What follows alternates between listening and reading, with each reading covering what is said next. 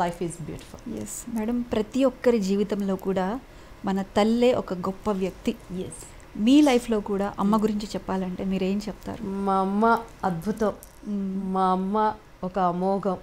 మా అమ్మ అంటే నాకు ఒక అమృతం. మా అమ్మ అంటే ఒక డిసిప్లైన్. మా అమ్మ అంటే ఒక ప్రేమ. అండ్ మా అమ్మ అంటే ఇంకా మై హార్ట్ బీట్. రియల్లీ. ఎందుకంటే సినిమా ఇండస్ట్రీ అంటే చాలా ఒడిదుడుకులు ఉంటాయి. నాతో పాటు ఆర్టిస్ట్గా చేసిన అనేక మంది తల్లుల్ని నేను చూశాను, అనేక మంది కుటుంబాలని నేను చూశాను. కానీ గాడ్స్ గ్రేస్ నా కుటుంబంలో నా అక్క కూడా ఈవెన్ నాకు తల్లిలాగానే ఎక్కడా నేను కసిగందకుండా క్యారెక్టర్స్ కోసం నేను ఎక్కడ ఒక ఆఫీస్కి అనేది వెళ్ళకుండా, మొన్న మధ్య నేను వంశీ గారిని కలిసానండి. ఓకే. మన సితారా డైరెక్టర్ వంశీ గారు. నిజంగా అసలు ఇంకా అటువంటి ఆడిముత్యాలు మనం ఉపయోగించుకోలేకపోవటం మన తెలుగు ఇండస్ట్రీ దురదృష్టం. సో నేను కలిసినప్పుడు ఆయనకి ఎంత బాగా గుర్తుపెట్టుకున్నారంటే, ఏ రోజు మేము ఒక ఆఫీస్కి వెళ్ళటం కానీ ఒక క్యారెక్టర్ ఇవ్వండి అని అడగటం కానీ ఆర్టిస్ట్గా మేము చూడలేదు. అసలు ఈ అమ్మాయి ఏ కంపెనీలకు కూడా తెలీదు. సో ఈ అమ్మాయి తరపున వీళ్ళ అమ్మ అక్క అంత కష్టపడేవాళ్ళని. సో చాలామంది మదర్స్ ఎలా ఆర్టిస్టులని ట్రీట్ చేస్తారో నేను చూశాను. అండ్ గాడ్స్ గ్రేస్ మా అమ్మ ఎప్పుడు నన్ను ఒక షోకేస్లో గాజు బొమ్మలాగా నన్ను కాపాడుతూ ఇండస్ట్రీలో ఎక్కడా నేను ఫాల్ డౌన్ అవ్వకుండా, నా స్వాభిమానాన్ని నేను కోల్పోకుండా, క్యారెక్టర్స్ కోసం అని చెప్పని అండ్ నన్ను ఎక్కడ వాళ్ళు ఇబ్బంది పెట్టకుండా నా కుటుంబం నన్ను తీసుకొచ్చారు. సో ఇండస్ట్రీలో నాకు కష్టం అంటే తెలియదు. సో చాలామంది చెప్పుకోవడానికి నేను ఆ డైరెక్టరు, ఈ హీరో, ఆ హీరోతో అని చేశాను, చెప్పానని చెప్తారు. కానీ నా చిన్నది నేను చేసిన జస్ట్ ఒక 4-5 years చేశాను. 22 yearsకి నాకు మ్యారేజ్ అయిపోవటం, నా బాబు పుట్టడం జరిగిపోయింది. సో ఆ 4-5 సంవత్సరాల జీవితంలో కూడా అఫ్కోర్స్ కొంత ఇబ్బందులు పడిన మాట మేము వాస్తవం. కానీ నాకు ఎక్కడ బాధ అనేది తెలియకుండా మా అమ్మగారు ఇప్పటికీ కూడా, ఈవెన్ నేను అదే అనుకుంటాను, నా బిడ్డలను కూడా మా అమ్మగారే పెంచారు. మా అమ్మ, అన్నయ్య, అక్క ఒకళ్ళు వదిలితే ఒకళ్ళు ఎప్పుడు నాకు ఉండేవాళ్ళు అనమాట. I don't know what is pain అనేది నాకు తెలియదు, బయట ప్రపంచం నాకు తెలియదు, బ్యాంకుకి వెళ్ళటం నాకు తెలీదు.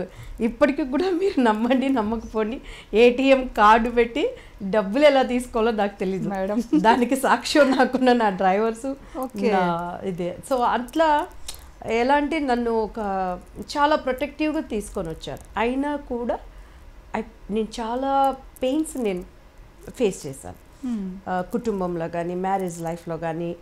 అండ్ బయటికి ఇప్పుడు కొత్తగా నేను ఈ పాలిటిక్స్లోకి వచ్చినాక కానీ, సో ఇలా ఉంటుందా, ఇలా ఉంటారా, అమ్మో అంటే నేను అచీవ్ అయిపోయిన ఆ లైఫ్ ఒకటి నాకు డిఫరెంట్. సో ఈ యొక్క 5-6 సంవత్సరాలు నేను ఇండస్ట్రీలో నుంచి లైక్ కుటుంబంలోంచి బయట ప్రపంచం చూస్తున్నప్పుడు ఇంత ఉన్నదా అని తెలుస్తున్నప్పుడు నాకు ఏదో ఇప్పుడు ఒక బోర్న్ బేబీ లాగా I'm learning everything. Okay madam, నిజంగా మీ జీవితంలో మీరు గొప్పగా చెప్పుకోదగిన సినిమా అంటే నిజంగా మీరు ఫస్ట్ ప్రయారిటీ పెళ్లి పుస్తకం. ఎస్ అండి. నిజంగా అందులో ఆఫర్ ఎలా వచ్చింది మేడం, అవకాశం ఎలా ఉంది?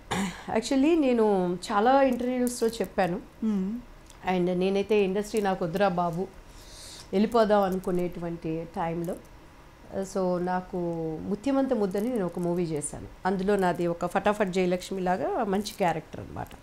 సో ఆ క్యారెక్టర్ కూడా కొంచెం నా స్వభావానికి విరుద్ధమైన క్యారెక్టర్. సరే, అవకాశాల కోసం అప్పట్లో అందరూ అర్రులు చేస్తూ ఉండేవాళ్ళు. ఒక పక్కన రవిరాజ పినిశెట్టి గారు మంచి డైరెక్టరు.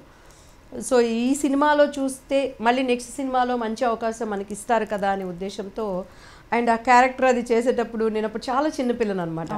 ఇలా డైలాగ్ చెప్పాలా, ఇలా చేయాలని లోపల ఎంత మేడం అప్పుడు వయసు ఎంత? పెళ్లి పుస్తకంకి నాకు ఎగ్జాక్ట్ 16 కంప్లీట్ అయింది. ఓకే, 16 కంప్లీట్ ఎంటర్ అయింది మూవీ ఇండస్ట్రీలోకి 14. నా 10th ఎగ్జామ్స్ రాసి వచ్చాను. సర్దార్ కృష్ణంనాయుడు వితిన్ 2 monthsలో నేను ఆ మూవీ చేయటం జరిగింది. ఓకే.